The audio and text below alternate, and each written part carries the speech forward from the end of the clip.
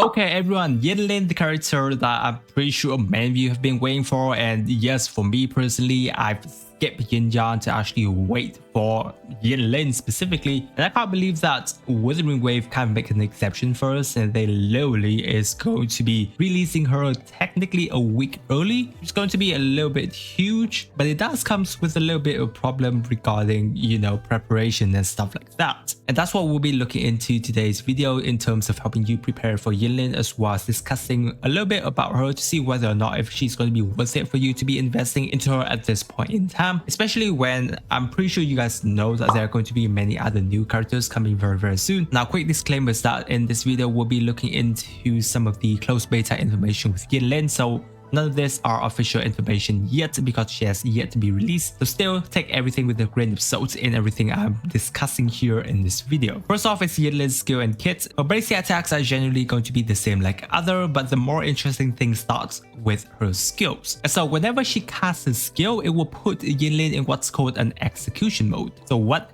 execution mode does is that whenever she does a basic or dodge counter, it will now trigger one electromagnetic blast that can trigger up to 4 times. And what this does is that it will attack all the target that is marked with the resonance circuit Sinner's mark to deal electro damage. And then whenever she casts her skill again, she will do what's called lightning executions, an attack that basically deals attack to all surrounding targets. So we've mentioned about Sinner's mark, and that's going to be regarding her forte circuit. How you will be applying Sinner's mark is basically using either her normal attack, her liberation, or her skills that will apply the Sinner mark onto your enemies. And this has a few capability where whenever her forte circuit is fully charged, or in other words in Yinlin's case that's going to be what's called judgment point, whenever you use her heavy attack during this time, she will then attack all surrounding targets, and if these targets has Sinner's mark, it will be replaced with what's called punishment mark. And so what this mark then do is that whenever the target that is marked is being damaged, this mark will then deal electro damage to all target marked with punishment mark, which is pretty huge. And so overall, in terms of everything that is going on here, basically how you play Yinlin is more toward going to be a sub DPS character, because as you can see, her punishment mark has the ability to deal damage, even when she is off field. But if you want to have Yinlin be on field as a DPS character for your accounts, for example, if you don't already have any electro DPS, or you just love Yinlin and you want to play her that way, she can also be like that, because during the time when punishment mark isn't available, she also has what's called Sinner's mark, as we have discussed, and that will also help her do pretty decent damage. Now that's not going to be the only thing that Yinlin has access to, but what's also one of the most important thing about her is going to be her ultra skill, where she has the ability to increase your team character electro damage by 20%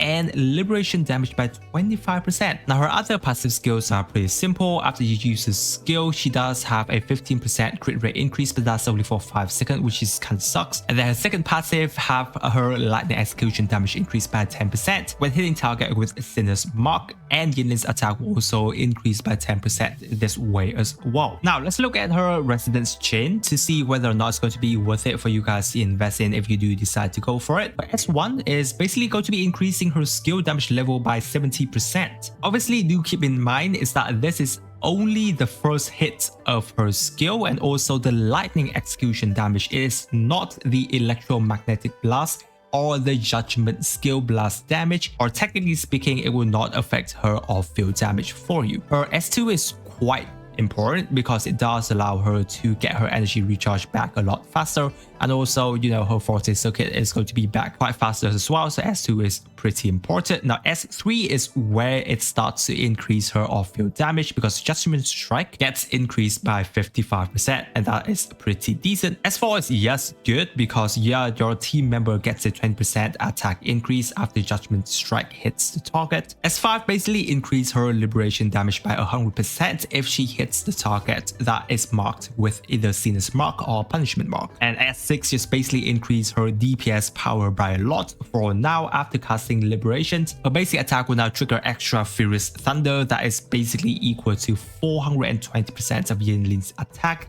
and that can trigger up to 4 times, which is quite a lot of increase in terms of her DPS level. Overall, guys, from what we can see right now with Yinlin, she's going to be pretty much a versatile character that you can be using both as a support sub DPS or a DPS character if you want to have her so. However, her sub DPS power is not the only thing she has, but also her ultra skill for buffing your electro DPS as well as liberation damage for your team is a pretty much huge deal as well. And obviously at this point in time, even though we do have many characters that has access to ultra skill buff here and there, but having access to 2 different types of skill buff from her ultra skill is actually a pretty big deal. And I don't think I'm seeing many downside on her at the current time, apart from the fact that since she is more in a support sub DPS role, her multiplier are not going to be as good as a hyper carry. So obviously building her as an on-field DPS is not going to be recommended, as she's more going to be a fitting sub DPS role. But if you want to, overall she can still do a decent DPS job. So that, guys, is going to be the overall pros and cons of Yinlin at the current point. Now we'll move on to the part where you want to prepare a little bit for Yinlin at this point in time, because we do have a bit of info in terms of her materials. So overall, her basic material needs are going to be a lot of these guys, right? Whispering Calls, and you can actually easily farm these things because they are, small enemies across our Wuthering Wave world. Obviously, you guys are going to be needing quite a lot of shell credit as well. At the current point, she's only going to be leveling up to around, level 60 or level 70 if you've already at Union level 40. So you don't really actually have to prepare that much. Now, her talent level up materials are going to be needing this Andante Helix, and that's going to be in Forgery Challenge, in Embassy Forest here. I'm pretty sure you guys have already farmed for it. For her Ascension material level up, she's going to be needing the Mech Abomination material, right? These are going to be the things that she needs. For her other level Ascension material, she'll need basically these mushrooms here, guys. Now, since the world in Wuthering Wave doesn't allow you to see, where to farm the mushrooms, you can actually go on Google and search up Wuthering Wave interactive map. Go in here and just select, this mushroom, and it should appear on your map. These are going to be appearing quite a lot in around, the dim forest area, and you should be able to farm it quite a lot there. And then if you're already on Union level, 40, you should be able to have the ability to upgrade more or less the final parts of her talent, and that's going to be starting to require her Dreamless Feather. Now, regarding her echo building, Void Thunder set is definitely going to be the one that's best fit for her, right? You should be going with these 5-piece sets. You do have 2 bosses that you can go along with, either going to be the Tempest Mephis or the Thundering Mephis, right? Depending on which boss you actually have a better start in, but overall I do recommend you to go with Tempest Mephis, because its action animation ain't going to be as long as the Thundering, so it does save you a little bit of echo using time. Other than that, her other cost 3 starts are definitely going to be recommended you going with electro damage bonus, and then obviously the cost 1 are all going to be attack percentage. Now, other than that, you can go with Moonlit Cloud set, because she is a sub DPS character and she can do a bit of support role, and the 5-piece Moonlit Cloud does increase your attack by a lot. So if you want to farm this set, it is also good. However, here's the thing, and here's going to be my recommendation, is that I do recommend you to invest into her damage a lot more, so that she can do a lot more sub DPS, or either if you want to go for DPS, that obviously you must go with the Void Thunder set. But if she's on the sub DPS build, then the Void Thunder set can also be good to allow her to support your team with a lot more damage than the Moonlit Cloud, because most likely you're going to be running your team alongside with Verena, who's most likely going to be running on a Moonlit Cloud set already. So you already have one support character to buff your whole team, and I'd rather you have another character to build in terms of sub DPS level, so that they can deal pretty good off-field damage for you that way. Moving on to her best weapon, guys. Well, there's no doubt that the String Master, her signature, is going to be the best weapon that we've got for her. Next in line, yes, will definitely be the Cosmic Ripple, a very, very powerful standard weapon as well. Other than that, guys, if you're looking into the 4-star option, the Zinjo Keeper is pretty good. If you're looking at the Augment in the Battle Pass, if you are getting the Battle Pass, then it's a pretty good weapon as well, because it does give you crit rate, right? Increase the attack 15% as well. That is pretty huge too. If you don't really have any other good 4-star option, guys, then you can just use the 3-star option at this point in time. And the Guardian Rectifier is going to be an easy win for you for a 3-star. I'm pretty sure you guys, most of you should have this, right? So just use a 3-star option since you get a good 4-star, and that's going to be the way to go forward. For a team build, obviously, as we've known, she's going to be a best fit character to go on a electro DPS team because yeah, she supports your electro DPS by a lot. So yeah, obviously if you have Cao Sharo, you kind of want to have Yinlin on your account so that you can buff Cao Sharo by a lot. And obviously, as we've mentioned, Yinlin can also be a DPS character as well. So if you want to build like a Yinlin DPS team, you know, Verena is going to be a best fit on her because yeah, Verena is just such a good character. You can also use Mortify with her as well. Obviously, it's not going to be the best case scenario, but yeah, she does use her heavy attack and her skill frequently as well. So that does help Mortify trigger his burst quite a lot. Another interesting character here is technically going to be Tao Qi, because if you didn't know, then Tao Qi has the ability to actually increase your skill damage level. And Yinlin actually used her skill damage quite a lot. Her punishment mark does count as her skill, so Tao Qi can actually increase more damage for Yinlin that way as well. Other than that, you know, Sanhua can also work if you have already built her, and I think those are some of the support characters you can use alongside with Yinlin at the current point in time. And so guys, now we move on to the most important part of the video. Is me looking into whether or not it's going to be worth it for you to pull Yinlin this point in time. And there are a few considerations for this. First of all,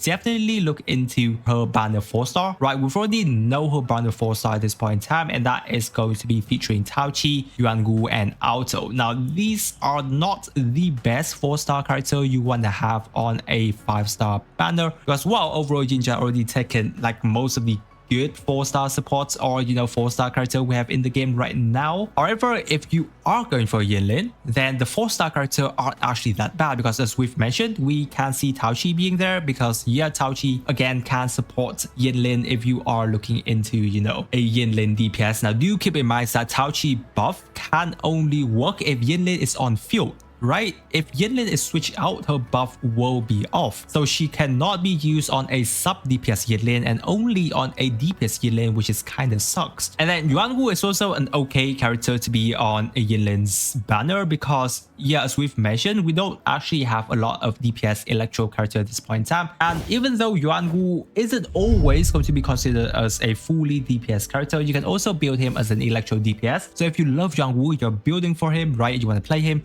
then yes, Yuangu, Yinlin can also be on the same team, and Yinlin is going to be able to buff Yuangu in a pretty good amount. And then yeah, Alto, I don't think he has any business doing here on this banner, because obviously, you know, he's not going to be on Yinlin banner in any way, because he's more going to be a character that focuses on an arrow team, right? He's, you know, Ganghave is going to be an extra character here on your account. And then so that's going to be 1 and 2. I would actually recommend you, if you are still on the fence and don't know exactly whether or not you think Yinlin is going to be a worth it character for you, is that I would recommend you to wait until we have more information on Jingxi and Changli, because we don't really have any information on these characters just yet. And I think that the live stream 1.1 of Wuthering Wave should be around the corner in around, you know, like 2 weeks time. So yeah, even though Yinlin is coming earlier than expected, I do recommend you to wait for more information about the other two character, or, you know, even like character that's, you know, more down the road, because I'm pretty sure you guys are, many of you are waiting for, you know, Camilla, dude, she's sexy, right?